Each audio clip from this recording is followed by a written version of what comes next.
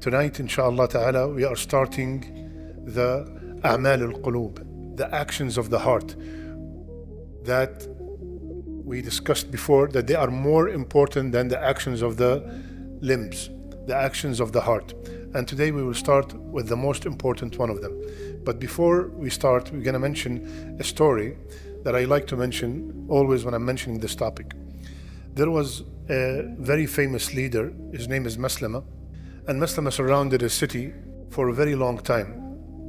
And the Muslim army was getting very exhausted and very tired, and they cannot last any longer. So they found out that there's the only way to get into the other side and open the gates of the fortress that they want to conquer is to have someone go through a tunnel. They found out that the only way to win this war is for someone to go through a tunnel. So Maslama gathered all his people like this, and he said, who wants to go through the tunnel? Nobody knows what's in the tunnel. Sewage, snakes, spiders, only Allah knows. Nobody. Who wants to go in the tunnel and open the doors from the other side? Nobody. Then the third time, a masked man, a man with a mask, stood up and said, I will do it, and he disappeared. He went inside, long story short, went through the tunnel, fought fearlessly, killed the people, opened the door, and alhamdulillah, the Muslims were victorious. I don't want to go into details. Obviously, after everything is done, the general of the army, Maslama, he stood up again, he gathered them, and he said, who's the man of the tunnel? Nobody came. Who's the man of the tunnel? Astahlifuka billah. I ask you by Allah to present yourself. Nobody showed up. While he was in his tent at night, Maslama, someone knocked. He said, came with a mask. He said, are you the man of the tunnel? You cannot see anything except his eyes. He said, yes. He said, identify yourself. He said, before I do that, I have three conditions. I have three conditions. First, you do not send a letter to the Khalifa to acknowledge me. You do not give me any reward. And third, you do not treat me any different than anybody else in the army. Agree? He said, I agree. He took his mask for a few seconds and he disappeared again. Maslama said, since that night, no tahajjud, no salat I perform, except I say, Ya Allah, gather me with the man of the tunnel. So the first amal of the qalb that we are studying tonight, Ikhlas, sincerity. Why it is so essential and so important, I want you to really this is probably one of the most important lectures I've ever given in my life. That's how important it is. Why? Because without it, all our a'mal multiplied by zero. Literally. Our salat, our siyam, our umrah, our hajj, our Quran, our hafz, our volunteering, our dua. Without this amal qalbi, all the a'mal multiplied by zero. This is how important it is. This is how dangerous it is. So lend me your heart and let's ask Allah, all of us, Ya Allah, make us from the people who listen and apply. العمل يجب أن يكون خالصا وصوابا. الخالص أن يكون لله والصواب أن يكون على السنة. We mentioned this many times, but because of the topic, for any action to be accepted, it must, yani, no if, no difference of opinion, no this sheikh, no this madhab. Any amal to be accepted, it has two conditions. Number one, sincerely done for the sake of Allah. Number two, it has to be according to the sunnah. What if it was sincerely for Allah but it's not on the sunnah? Is that okay? Zero. What if it's according 100% everything on the sunnah, but it's not done for the sake of Allah? Zero. I'll give you an example. I am praying dhuhr, يعني full khushu', يعني 100% sincerity for the sake of Allah.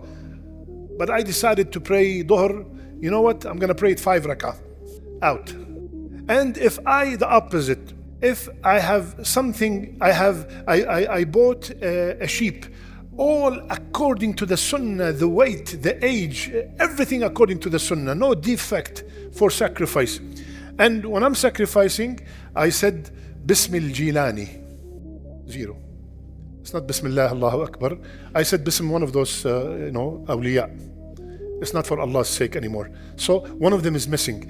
It has to be both together for the amal to be accepted. Look, ya akhwan, subhanallah. Both of them together in order for this salat to be risen, for that fasting to be accepted, for that umrah to be elevated. It has to be both together.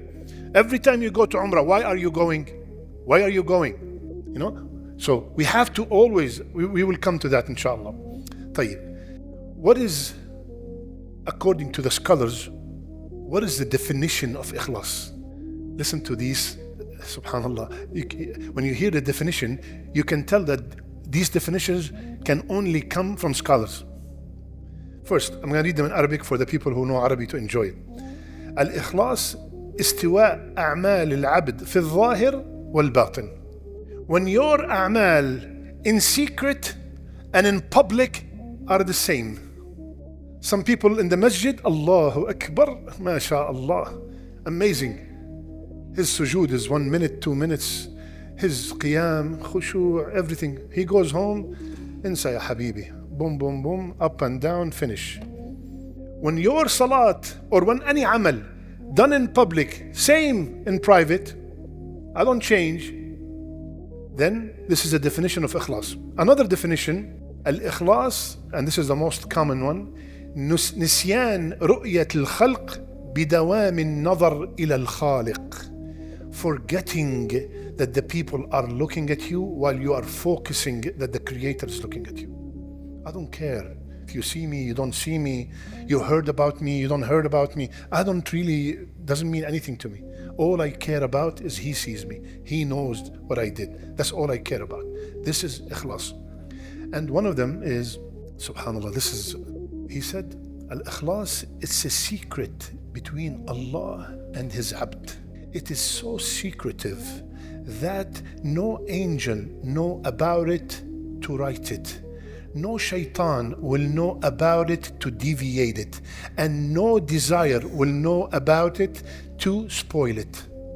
No, even the angel does not know about it, because Sa'amal Qalbi, the angel only knows what we are doing. They write down what we're doing. But this is so sincere that no angel know about it, and the shaitan cannot whisper something to ruin it. This is ikhlas. And one of the shuyukh said, ما صدق الله عبد أحب الشهرة. Listen, my young brothers and young sisters especially. He is not truthful with Allah, the one who's looking for fame. He is not truthful with Allah, the one who's looking for fame, the one who's looking for likes, the one who's looking for followers. This is also his main goal. If that come by itself, alhamdulillah. But I'm not doing it for that. When we have men like this man that we mentioned, the man of the tunnel, this is when the Islam was at speak. Now, subhanallah, everyone wants to make sure that everybody knows what they have done. Look at me, selfie with me in the Umrah. This is me, I'm giving a donation. This is me traveling to help the people in Africa. This is me. Everybody has to know everything that we're doing. No matter how, and of course there are a'mal that we have to do it publicly in order to encourage others. But that needs a lot of really sincerity in order not to have any kind of showing off. Very hard. Very hard. الفضيل بن عياض, one of the greatest scholars, he said, ترك العمل من أجل الناس رياء والعمل من أجل الناس شرك والإخلاص أن يعافيك الله منهما. الله أكبر. He said, leaving an action because you're worried about people is also riya. You know how sometimes some people say, you know what, I don't want to do it, so they won't think I am doing riya. Doing the amal to show off to people is riya, and stopping the amal because you're afraid of people is riya. I get up to pray tahajjud every night, and then Brother Mahbub came to sleep over. I said, you know what, I'm not getting up tonight. I don't want him to see that I perform qiyam. I stopped for a human being. I stopped the amal because of an insan. That is riyah, even though I thought I'm stopping because I don't want them to praise me. No. Continue. Don't stop for a person. Don't continue. Don't do something just for the person. So the Sheikh said, tark al-amal, leaving a amal because of the people is riyah. And doing a amal because of the people is shirk. And sincerity is for Allah to save you from both. Subhanallah. Sincerity is for Allah to save you from both. Allah subhanahu wa ta'ala said in the hadith al-Qudsi, أَنَا أَغْنَى الْأَغْنِيَاء عَنِ الشِّرْكِ. I am the most and high exalted. I do not need any partner. If anyone does anything where he associates anyone with me, I shall abandon him and tell him, go for that person you did it for. Yani listen to this. This is a little bit scary. 99% of the amal to Allah and 1% to show off to the imam or to the sheikh or to this and that, the amal is zero. This is how dangerous is this topic. طيب. One of the scariest ayah in the Quran.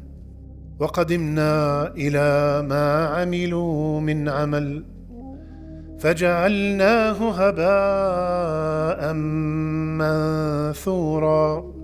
Allahu Akbar. Ya Rabb, protect us, Ya Allah. And we came to everything they have done and we turned it into scattered dust. Imagine I go on the Day of Judgment, I'm so excited. I have 4 or 5 Hajj. I have 30, 40 Ramadans.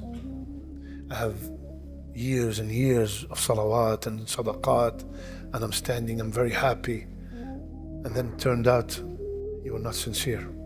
Who are, Ya Rasulullah, the first 3 people in the hellfire? Who are the first 3 people who will enter the hellfire? Every time Abu Hurairah wants to narrate this hadith, he said, قال Rasulullah, boom, falls unconscious. Then they throw water, wake him up, and he stands up. قال Rasulullah 3 times. He cannot mention the hadith. He is not able to imagine. This is the scariest hadith. That's the scariest ayah. This is the scariest hadith. Who are, Ya Rasulullah, the first 3 people who will enter the hellfire? Number 1, a major, huge donor. He has given millions of dollars fi sabilillah. He will be brought and he will be told, why did you give all that money? Ya Allah, I gave all that money to build masajid in America, to build schools, to sponsor orphans, to do this, to do that. Kadhabt. You did it so they can call you Kareem, they can call you Jawad, they can call you a generous person. And they did. Take him to the hellfire. To me and you, Allahu Akbar, this brother is, wow, big donor. Always very generous. The second man, why did you memorize the Quran? Fathers and mothers that put their kids in the Hifz school just so they can get the title of a Hafiz. Open your ears. Because their cousin is a Hafiz. Because their neighbor is a Hafiz. How can my family does not have a Hafiz? That's why I'm putting him to become a Hafiz. Why did you memorize the Quran? Why did you become a Sheikh? Why did you become a Qari? Why did you become a Maulana? Ya Allah, to spread your deen. To spread your deen and spread La ilaha illallah and so and so. Kadhabt, you're lying. You did it so they can call you Hafiz. You did it so they can call you Sheikh, Ustaz, Maulana, Mufti. That's why you did it. Take him to the hellfire. Hafiz of Kitabillah. From the first people who go to the hellfire. Because his intention or her intention was not for the sake of Allah. Was for the sake of dunya gain or dunya praise. Now listen to the third one. At least these people saw the fruits of their riya, of their showing off. The third guy is a shaheed. He did not even enjoy the fame. Why did you die fi sabilillah? Ya Allah, I died So kalimatullah takun al-ulya. So Islam will be superior because jihad is the most important ibadah, because this and that. Kadhabt, you're lying. You did it so they can call you shuja', courageous, brave. That's why you did it. And they did. Go to the hellfire. Shaheed, the highest level in Islam. Go to the hellfire. All of that because the amal of the qalb, you see, the actions outside, Allahu Akbar, the best of the best. But the action of the heart was corrupt. All of that is gone. All of the amal is gone, and not only gone, go to the hellfire. Allahu Akbar. Allahumma sallim ya Rabbil Alameen. So, just because of the time, how can we attain Ikhlas? How can we attain this sincerity? Number one, intention. Intention. Why did you come to Isha tonight? Why are you coming to Fajr tomorrow morning? Why are you volunteering to be in the board? Why are you volunteering to do anything in the masjid? Why? If you have 1% to show off, immediately stop. Reset. Alhamdulillah, there's a reset button now. Over there is no more reset. Change your intention. Fix your intention. Renew your intention. Why are you growing your beard? Why are you wearing the hijab? Why? Number one, before you do any amal, why? During the amal, why? After the amal, why? Keep always renewing to make sure it's done sincerely for the sake of Allah. I do not care if anybody saw me donate or not. If you have that much power to be able to raise your hand and say $50,000 without a speck of pride, Allahu Akbar, I envy you. I really envy you. If you are scared, what do you care if the people know? You know you want the goal to be achieved, right? Doesn't matter. The minute I give that money, it's registered in the bank of Allah. That's all I care about. You see me, you do not see me, you know about it, you do not know about it. I really doesn't mean anything to me. إنما نطعمكم لوجه الله لا نريد منكم جزاء ولا شكورا. I'm only feeding you for the sake of Allah. I do not need any reward in return, and I do not even want a thank you from you. I don't want a thank you from you. If you thank me, that's a bonus. But if you do not thank me and I got upset, that means I'm not doing it for Allah. I'm doing it for you. Like I always repeat, if I'm doing something for Iyad and then Ghulam did not thank me, why do I care if Ghulam thanked me? It's not for him. I'm doing it for the sake of Allah. And that's khalas done. If the guy comes and thank me, alhamdulillah, jazakallah khair. And it's good to thank people, don't get me wrong. But if I got upset, and how many times this happened? How many times this happened? After all I did to him, look what he did to me. Right? How many times this happened? After all I did to him, to her, look how they're treating me back. With people, you never win. With Allah, mustard seed of good is a mountain. Number one, intention. Number two, listen carefully. Get addicted. Get addicted to hidden actions. 2 rak'ah in the middle of the night, not even your wife knows about them. An orphan in Pakistan, in Bangladesh, in India, in Egypt, in Syria, no one knows you're sponsoring. No one. A widow, a well that you dug, no one knows, and I don't really care if anyone knows. All I care is Allah knows. The more hidden actions that you have, the more you get close to becoming a sincere person. Get addicted to hidden actions. Third, make it the background of your phone. Make it your logo, your slogan. Listen carefully. Do it and forget it. That's going to be our new logo. Do it and forget it. Don't keep reminding yourself about the donation you give 10 years ago. Don't remind yourself about the 3-4 Hajj and about the tears that fell in Ramadan and about that person that he was homeless and you changed his life. Don't keep reminding yourself about these things that you have done. Do it and forget it. Do it and forget it. Don't wait for a thank you. Don't wait for any cards. Don't wait for an email. Well, he did not text me back and say thank you. We have to train ourselves. Number 4, eagerness to do the amal. You have zeal. You're sitting here and you can't wait to come to Fajr tomorrow. That shows ikhlas. You can't wait. You heard that there's somebody is sick and you can't wait to go and visit them tomorrow. You can't wait to do any amal salih. You can't wait. You can't wait to get that job and make money and start helping people. You can't. The zeal is so strong. You have it in your heart. It's not like, okay, Allah, I want to go to the masjid. Okay, I'll go with you. There's no interest. There's no interest. And the last one, you want ikhlas? Beg for it. Beg him for it. Allahumma, tell Allah, اللهم اجعلني من المخلصين يا الله.